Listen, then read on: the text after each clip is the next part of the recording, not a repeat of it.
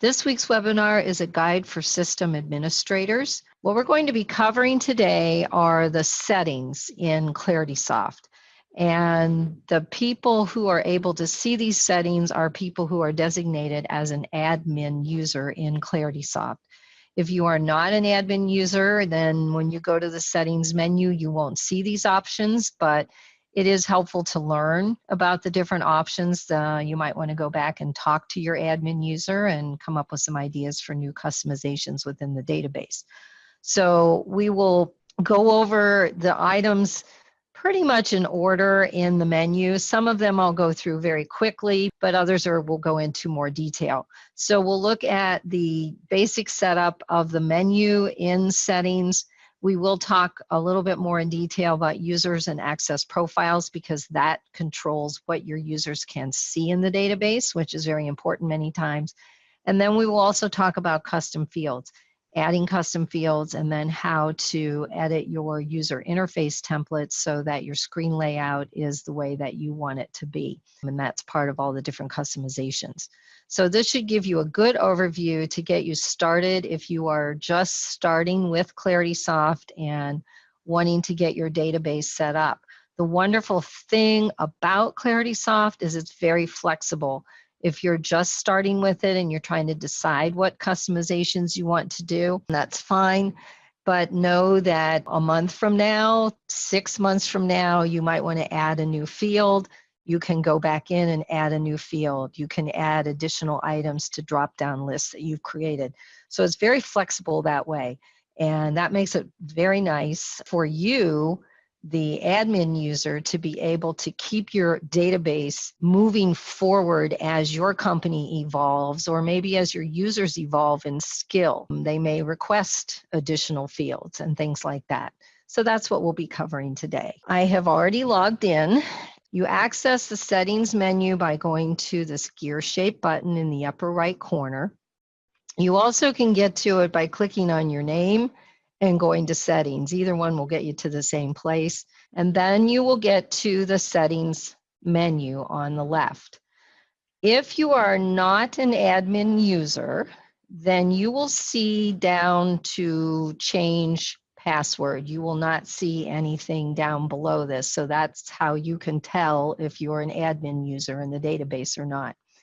Also, even if you are an admin user, you may not see audit log. That is a feature that has to be turned on, and you may not see things like action plans and business rules. So the same rule applies. You may not see some of the things that I have in mind. But when you first go to the settings menu, by default, it goes to this preferences, which is under the group called My Settings. So you can see we have My Settings, System Settings, so on and so forth.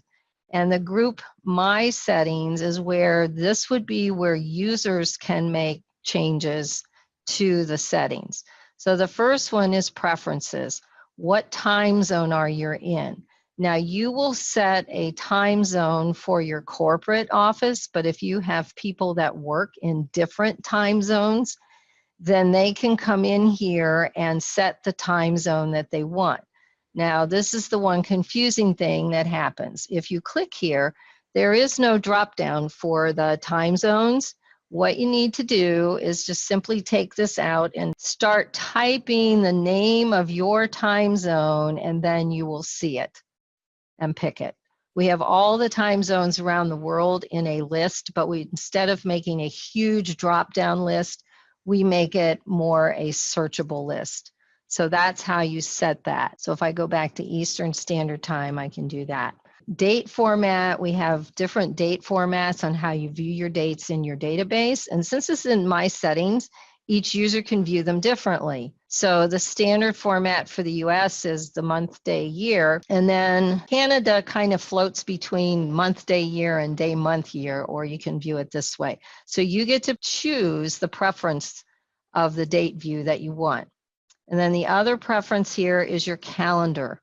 In Claritysoft, you have your calendar module, and you may pick what way you'd like to view your calendar when you go to the calendar module. Do you want it just to be per day, per work, 5-day work week, 7-day work week, so on and so forth. So you pick your preference. Again, this won't affect anyone else. And then the last choice here is when you log into Claritysoft, where do you want it to go to start? Do you want it to go to accounts? Do you want it to go directly to activities so you can see your to-do list? Do you want it to go to your opportunities module so you can see your sales opportunities? Each user can pick. And then you just simply click apply. You will get a message that it saved successfully and you're on your way there. So the next time you log out and log back in, all those settings will apply. Now I'm going to kind of jump around a little bit in here. The next one, my information. This allows each user to fill in their particular information for their name, their phone number, email, address, and then once they save that information, when you go to quotes or you pull in a quote template, that information will already be filled in and be pulled automatically into those fields. So it's important to fill this in and keep it up to date if you change it, and then just save it. So that is what that is for. When you create your users, you give them a password so they can get in, and it's just a generic type password. The user can go in and click on the settings and go to change password, enter the password you've given them, and then put in a new one. If you need to change their password because they forgot it and they don't even know what the current password is, then you would go to users and access and open their user record and change it there. But this is if a user would like to change their password. Now, email settings. There are two places where this can be done. Here, if you go to email settings, this is for the user to enter the information. If you as the admin user or your IT person want to put this information for each user, then you would come down here to users and access and go to user email settings. And then at this one location, you may select different users and enter their email settings. Now, what this is for sending emails out of Claritysoft. Okay, so this is usually your Outlook settings, or if you're using Gmail, your Gmail settings. And so that's what you want to put in here. And sometimes you might need some help from your IT person to know what server type to select. If you're using Office 365, you're going to pick an Exchange server. If you're using Google or Gmail, then you would use Gmail. So you have different choices here. Now, even when you select Gmail, some of this information may not be correct. This is generic that we've put in here. Your server port might be different. So you would need to look at your Gmail settings and put this in.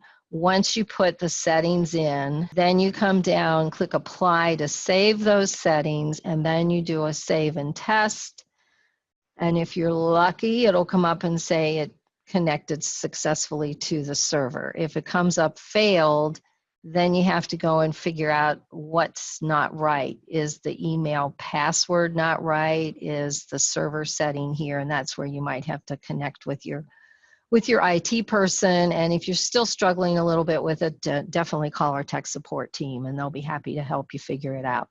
So that's important for everyone to have that set up. And like I said, once you get one person set up, then you can go right down the line and everyone should have the same settings in the middle here, but they will have a different email password.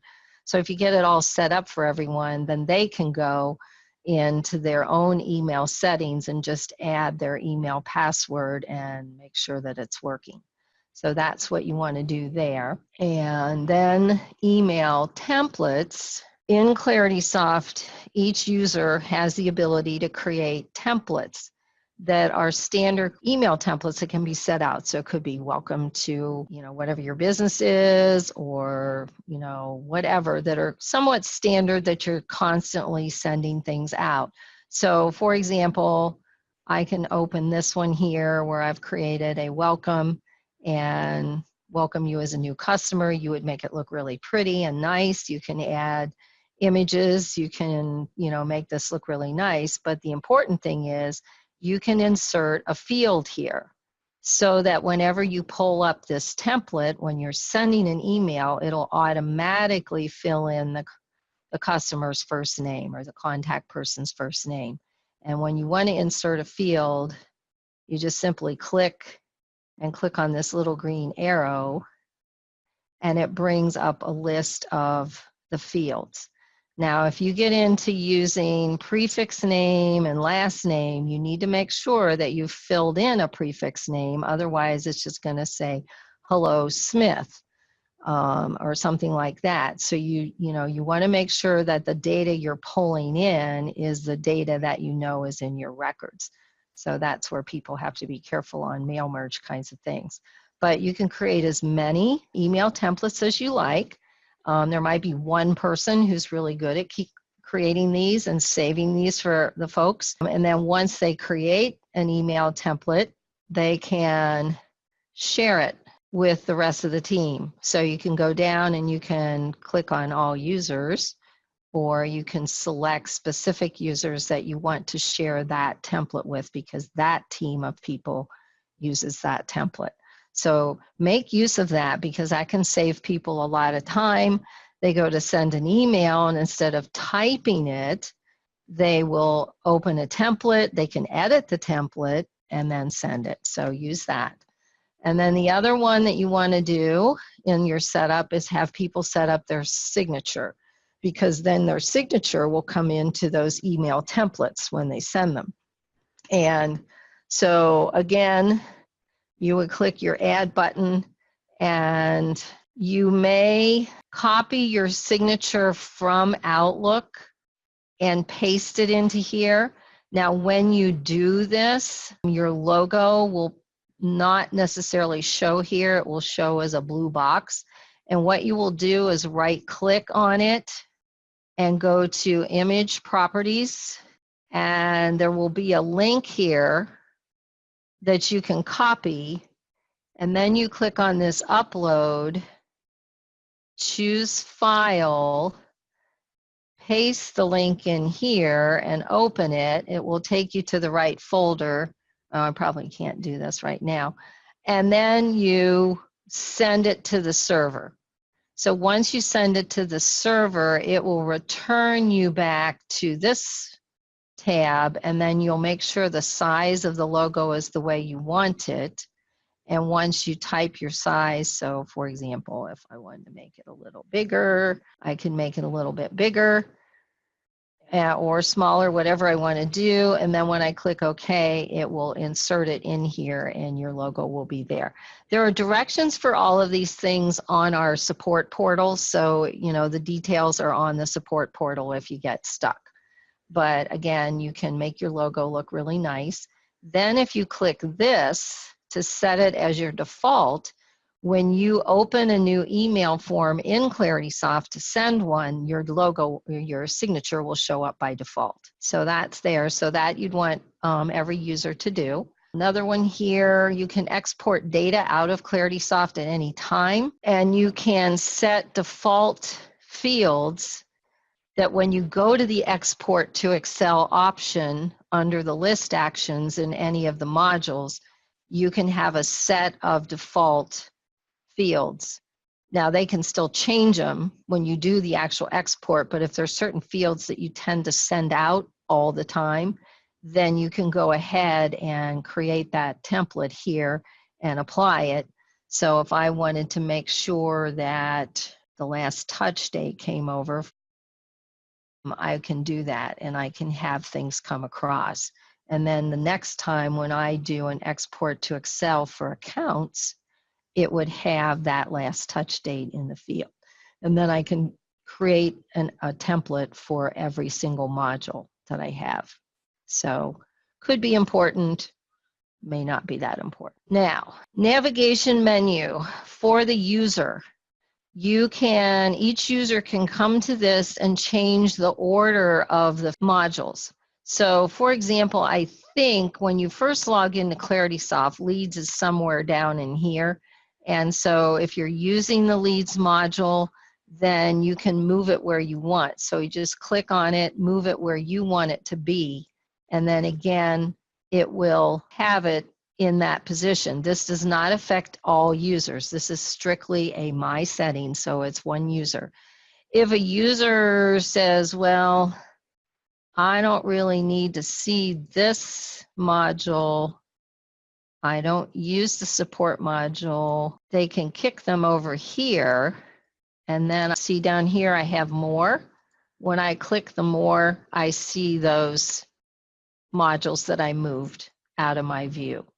So that's a way that can be used. So system settings. System settings, you want to come here to the general system settings, put in your company name, put in your time zone. This is where your corporate office time zone is, your main location.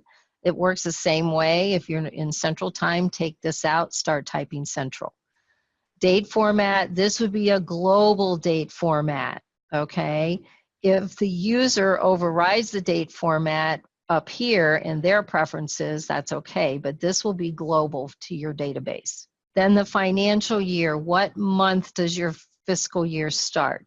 This is important to set, especially if it doesn't start in January, it starts in July or some other part of the year, because when Claritysoft is figuring out quarters, it needs to figure out, okay, well, your fiscal year starts July, so your first quarter is July, August, September, okay? So you want to make sure you set this properly so that the reports that are quarterly type reports or even yearly type reports are calculating properly for you. Currency symbol is the $sign. Global search, it will default to no when you first log in.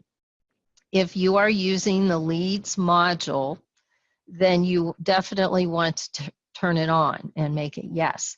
What this allows the user to do is in the database, if you're in accounts and you select global search, you will be able to click in checkboxes to include the leads, accounts, and contacts all in that search. So you could type in part of a person's name or part of a company name, and Claritysoft is going to search globally across those three modules to find that person or that company.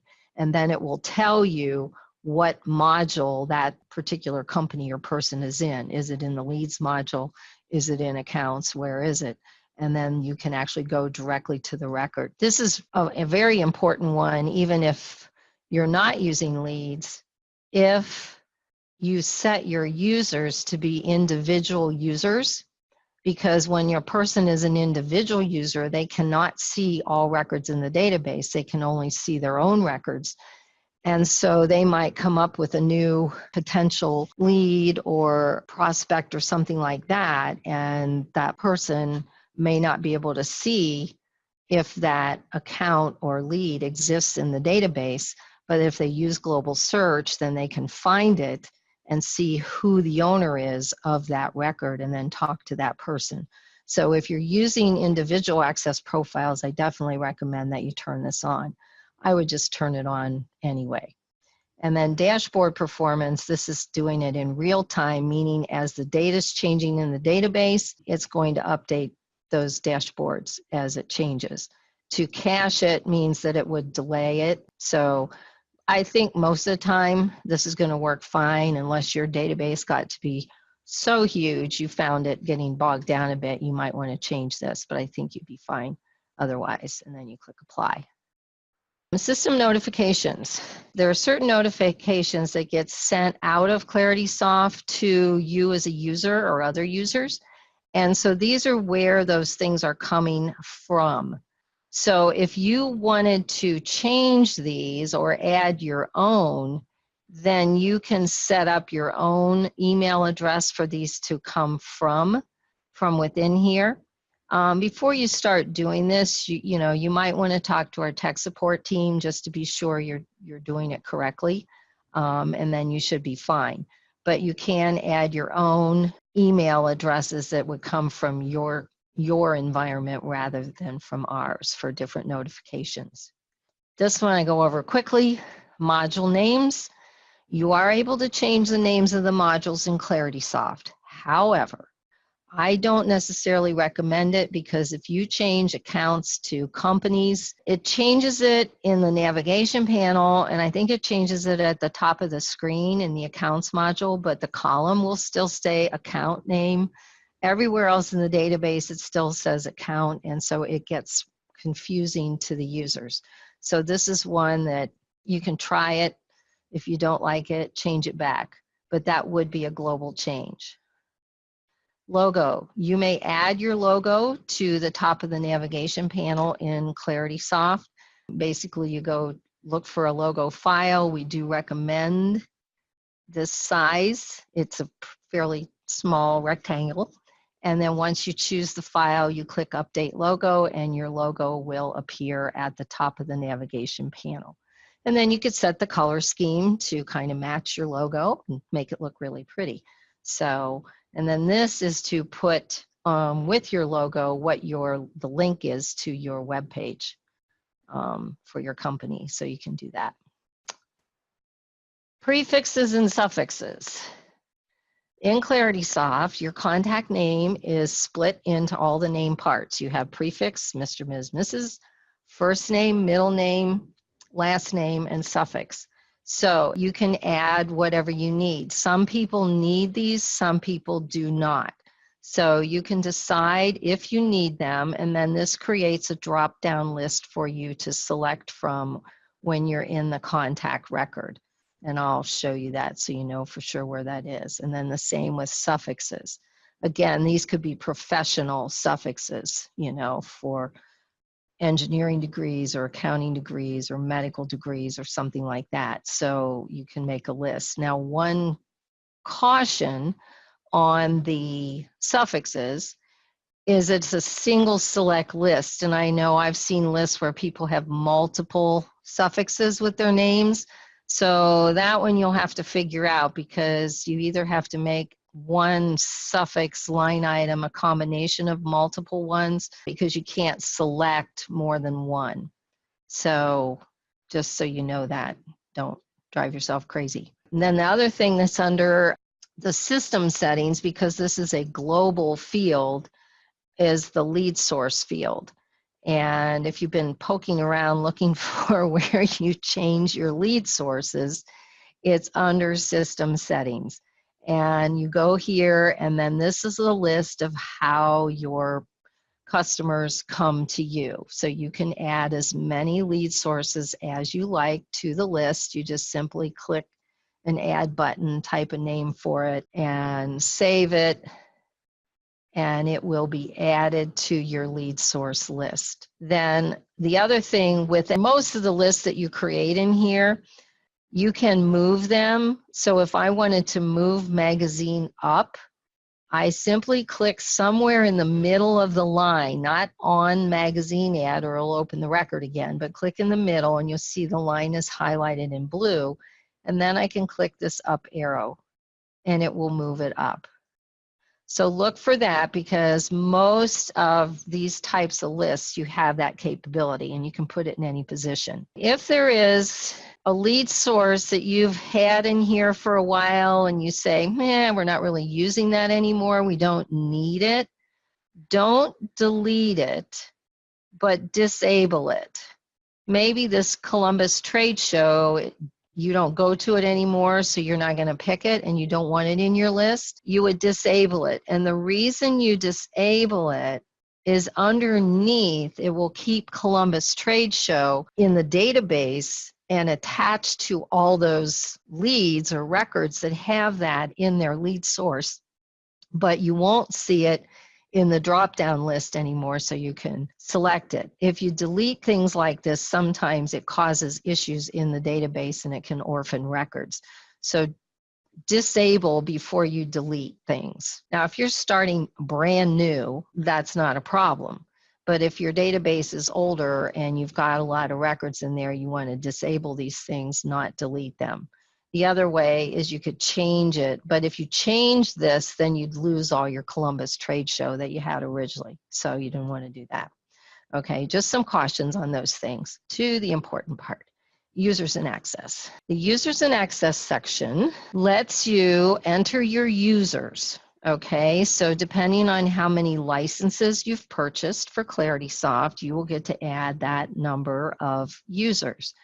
And over here, it will show you how many active users, all users, inactive users. Now, if someone leaves, this is the same kind of thing. If someone leaves your company, you don't delete them, you terminate them and make them inactive. Because again, to retain the data that's associated with that user, you don't want to delete them because then suddenly all the handles are lost to connect to that person. So you want to make them inactive and terminate them, and then that frees up your license to go to add another person. So if I go in here, when you add a user, you type in their first name and their last name. Their job title, their phone number are optional, but their email you definitely should put in here. So this should have an email, but because Kelly's a fake person, I won't put one in. I can put mine in. So you definitely want to have an email address because this is the email address that the system notifications use to send to for reminders and things like that. So you want to make sure there's an email address in here. The username will be their login name. You can't use the full email address. I know sometimes people try to do that, but you could use just the first part. So their name, that's the first part of their email address, since they're familiar with that. So it could be first initial, last name. It could be first name, last initial. It could just be first name if you don't have duplicates of that name. So again, you can make the username anything that you want. Your password can be anything. The only rule is it must be a minimum of 5 characters. So you at least 5 characters, and then you can go from there. It is case sensitive, so you want to be careful in typing it. The select a manager. Once you start adding users, you get a list of everybody here, and you can assign a person to a manager, but it's not really crucial unless you're using this manager access profile. If you're using the all access profile, that means that this person can see all records in the database. It does not matter. The owner of the record does not matter. That person can see everything. So there isn't really a reason to select a manager because it doesn't really do anything, okay? Now, if you assign this person to a manager, then you would make their profile individual. So an individual access profile means that when the person logs in, that person can see only their own records and not anyone else's, unless someone chooses to share a record with them.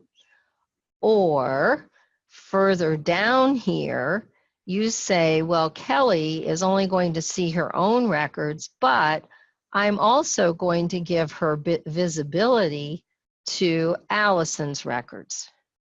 So you can have visibility to additional users. You can create groups, which over here you see user groups. So if you know you want to use groups, you want to create them first before you start adding your users. Then you can get this all done at one time. So I have 2 groups I've created, inside sales and outside sales. So if I were to make Kelly a member of inside sales, and I make several other people a member of inside sales, then she would be able to see herself, her own records, plus the other people that are part of the inside sales group. So it's kind of like the Venn diagrams from a million years ago in math, where you drew the circles and parts of the circles overlapped each other. The groups would be kind of the overlapping part. You know, you're an individual and another individual, but then the parts overlap and you can see each other's records. So if you've got a fairly large group of people and you want to have control over what they can see and cannot see in the database, then you'd want to start with them as an individual user, and then you can use these things to control what they can and can't see. And again, if you set this up, you can log in as Kelly to see what she sees, which is nice because as long as you know the password, you can use her login name and log in, and you can test your settings and see that they're working. So this is something you may want to sit down and think through if you have questions on it. Again, if you are working with your implementation person, then that's something we would definitely help you walk through and think through. If you're changing what you already have or want to change what you have and you're not in Quick Start, then you can call tech support and they would be able to help you as well. So profiles, what the manager profile means is if you set Kelly as a manager and then other users report to Kelly, then Kelly would be able to see her own records plus the records of those people who report to her. So she can see downward to those people that are under her, and they can see each other's records, but they can't see Kelly's. They can see sideways, but not up to the manager. So that's another one. If that sounds interesting, you can test out and see that it works. Team, we don't use anymore. That's been replaced by groups. This is really for the offline version. And then, like I said before, if someone leaves, what you want to do right away is come into their record and set their profile to terminated. You do that, and then you come down here and you click in the deactivate, and when you click save, that tells the database that person no longer has access. If they try to log in, they will not be able to log into the database. And then that also frees up your license so that you can have a new person and add a new license for that new person. So that's what that one is for. And that's important to make sure that you get them so they can't log in once you know they're leaving. Then if you're making a person an admin user, this is the checkbox you would check for that person. So most of your users won't be admin users. I recommend maybe 3 people at the most. If you want to kick it out farther, you just need to be careful. If you do have 2, 3, 4 of you, you want to make sure if somebody's going in here to the settings to add some custom fields, that the other 3 know that you're doing it so that you're not stepping on each other's toes, because maybe 2 of you decide to go in and add basically the same field, and you kind of run into a collision in here. So just if you have multiple admin users, then just make sure you all talk to each other when you're going to go in and build things in the database. Okay, so that's your user record. Then access profiles. Now, your access profiles are what control what you see in the database. So not only do they let you see certain records, but they also control what you can do with those records and what modules you can see. So if I go here to my all access profile, anyone with an all access profile is thought of as a salesperson in the database, meaning that their numbers would go into the sales numbers. Lead manager means that in the leads module, if a person is a lead manager, then they have the ability to change the ownership of a lead. So it's possible you may want to have an all access profile for your manager type people who can do those kinds of things, and a different access profile for your sales team. And then they have different rights. So I'm going to look at this one real quick, and then I'm going to open another one because it will have different settings. And you can create custom access profiles. So you literally could create a different access profile for every user if you wanted to get that granular with your users. So when you come down here now, you see all your modules, and then you see whether they're visible or not. So if you decide that when you're using Claritysoft, you aren't going to use the quotations module or the sales module because it goes to, you have a special quotations program, and your sale, when it becomes a sale, goes directly to your accounting system. You can turn those off. Then for your other modules, if they're visible, your user has the ability to create a new record, which you want them to be able to do, edit their own record, delete their own record. Now, this one you can think about. If they delete an account, basically they delete everything associated with the account. Now, if you take away delete rights, definitely leave them for activities in calendar, because if they need to delete an appointment or something like that, you want them to be able to do it. You can decide on the other things what you want them to be able to do. Editing shared means that a person who owns another record, okay, a different owner, that anybody could go to it and edit that shared record that they can see. That means they could change the address, they could change the phone number, they could do those kinds of things in the record, and they could delete a shared record. So you may want to say, well, no, I don't want them to be able to edit the record or especially delete a record that belongs to someone else. Now they can still see the records, see the data, and they can add activities to the record. They can add opportunities to the record. They just can't change the basics fields of the record. So you can decide upon that, all right? So you just go through here and decide what you want for your rights. And then feature access, what can they do? Mass email means that they could send out 2 or more emails at a time.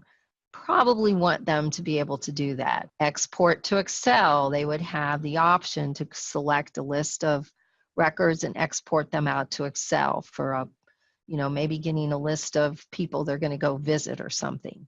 Merging accounts and contacts. If you have duplicates, they can merge two duplicate accounts together or 2 duplicate contacts. Again, if you say, nope, don't want them to do that, then you can turn that off. Import data. Again, you may want to have control of that yourself, because somebody could import a list and sort of make a mess. So you might want to turn that off. Action plans you may not see, Excel reports you may not see. Group edit, this one I think is another important function to give people, especially if they need to update records, because this allows you to select multiple records at one time and update one field in 50 records. And instead of opening them individually, this makes people do these things. Manage products, probably not. This is going in to settings and adding products to your products price book. So you can decide what you want people to be able to do. With the marketing module, if you have purchased the marketing module, you may only want to have 1 or 2 people have access to that module. So you would create a custom access profile for the marketing team and let them have access to the marketing module, and for everybody else, you turn it off. So those are just different things. Report permission. What can they do? Like here, this has contacts turned off. I must have done this some other time. And then again, visible or view means they can see the reports. They can create new ones, they can edit existing ones, and they can delete. Depending on your setup, maybe one person creates all the reports, so no one needs to be able to create them. They can just view them all. You decide on that. And sales stage access. In Claritysoft, you can create different sets of sales stages. And then again, depending on what access profile they have, you can have different teams see different sales stages. For example, you might have an inside team and an outside team, and the opportunity sales stages for the inside team are different than the opportunity sales stages for the outside team. So you can select who can see what, okay? Not a lot of people use this, but it is there. So we're through the access profiles. And I said, like user groups, you can define your user groups. You just create a name for it, save it. User types. This would be if you have salespeople in different regions and you wanted to, in searching or in reporting, combine all of the sales figures or opportunities figures by region. So we can have region A, region B, then you can create these user types. So you can have two of them. You can have regions, you can have, you know, again, whatever helps you break down your groups of people, and then you can report on all the sales figures for region A versus region B. And it'll combine all the people, and that goes back to your user record, where in the user record, you have user type 1. I could assign this person to region A. So you create those user types, and then as you add your users, you assign them to the correct user type, okay? So a lot going on with your users and your access profiles in this section here. So this may take some sitting and thinking. Now to the other exciting part, customization. This is what makes your database your database. Claritysoft, when you first log into it, is pretty generic. Your account records have the name, the address, the phone number, and that's about it. So what you then do to make it fit your company is you begin to add the kinds of custom fields that you need that make it fit your business.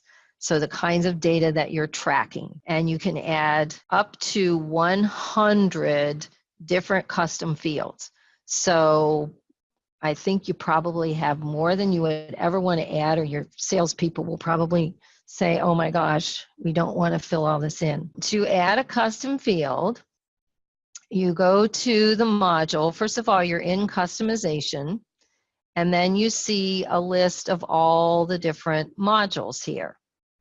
And so then you go to the module where you want to add the custom field, and you can see you've got custom fields here. And then on the right, you can see I have some fields here already that I've added, and I want to show you how to create one by clicking the Add button. And let's say I want to have a field called Product Interest.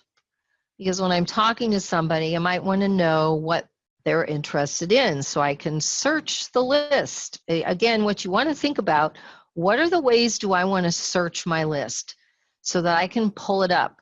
Can I pull it up by whether they're a customer or a prospect, a vendor, a supplier? Can I pull it up by what market area they're in, you know, or industry type? Are they a manufacturer? Are they a retailer? Are they whatever? You know your categories. So you want to create a category list that's a drop down that when you add a new account record, you can assign it.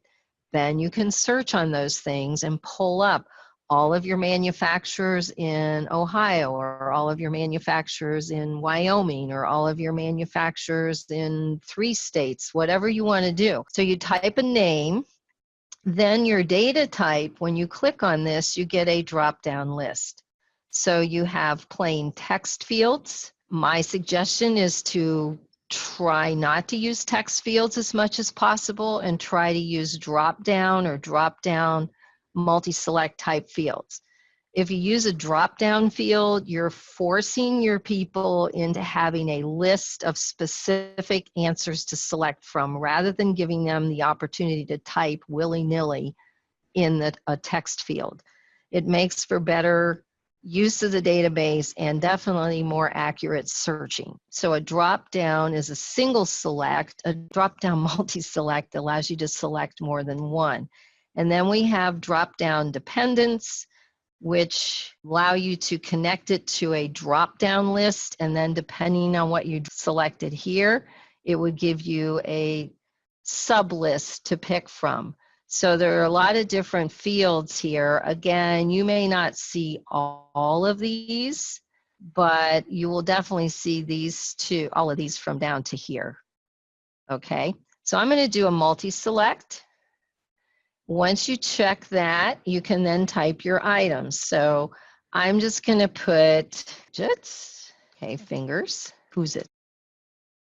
Okay, so I could have as many choices in there, up to 4,000 characters, and I click save. So I now have my product interest field here. It tells me what type of field it is, and I could continue to add additional fields. And let's do this. Let's add another one. Call it status. This one I'm going to make just a drop down so you see the difference. All right.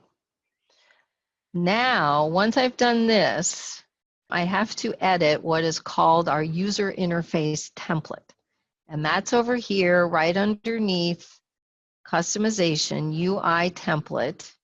And this is basically your screen layout. So once I click on this, I come over here to the account UI template and click here to select which access profile I want to edit. So this tells you that for every single access profile that you create, you can have a different screen layout for those people. That gives you another level of control. Well, I'm going to go to the base template. That's my master. And I'm going to find over here product interest right here. And status maybe right here. So you can push these anywhere you want. Just follow the blue box. You can move any of these fields around. So if I wanted to pull these over here, I can do that. The fields that are already in Claritysoft, you can move anywhere. The ones that are blue are reserved and you cannot remove them from view. Okay, this is your account name. So without an account name, you have no account record. You also have different sets of columns. So if you have a lot of fields, you can drag certain fields down to here if they kind of fit in a category. And then you could rename this tab contract info or something like that, okay? So you can have 3 sub-tabs and then you can have additional tab groups. So you've got a lot of space where you can spread out your field. So you lay that out. Field configurations tab tells you whether a field is visible or not. And you want to make sure that all your fields that are supposed to be visible are. You can make certain fields read only, meaning you would import the data, but they can't change it. And you can make some fields required so that when they're adding a new account record, they must put in a phone number or they must put in a city before they can save it. Don't go crazy with this, but think about it. And then you save it. So what we're doing is we're saving our master template. Go back to my database and open my account record. I would not see these changes. I have to log out and log back in. So now if I open an account record, so now I have my status field that I added here. This is a prospect. And I have my product interest down here. And this one is a multi-select, so I can select any combination of those that they're interested in. So that's basically how you add your custom fields. Decide what you want, decide the name of the field, decide the type of field that you want, then go into settings, go to the module where you want it to be, and then add them. And once you've added all your fields, and you can go to all your different modules while you're in there and add all your custom fields, then you can go to the user interface templates and change all your interface templates. So Claritysoft is saving everything while you're working in settings. So you don't have to worry about that. But you go in and do that, and then you set up your screens the way you want. And then you can log in as different people to see, you know, if you did create different access profiles, then you can see. I have one other person here that I know I set as an individual. And when I log in as Kelly, first of all, she lands in the home module because that's what is set for hers. Second of all, she only sees 8 records because she is seeing only those records where she's the owner. So this is how you can control all of that. Now, another little hint here. If you decide to use the leads module, any custom fields that you put into the leads module, if you create the same custom fields in accounts, contacts, and/or opportunities, when you convert a lead record, the data in those custom fields in leads will auto-populate the corresponding fields where it finds them in accounts, contacts, or opportunities. So that's a design feature that you want to know about, because that can help save time if you're using the leads module. So the conversion is what causes the data to transfer across. And then just really go down through all your other ones. Activities, you have different activity types. You may add different activity types. Again, think of reports. What do you want to know your people are doing? Create activity types for the types of things you want to know they're doing. If you need something like for an on-site visit or something like that, or sent a quotation, put those in, because then you can run your activity reports based upon the activity type. As usual, thank you very much for attending.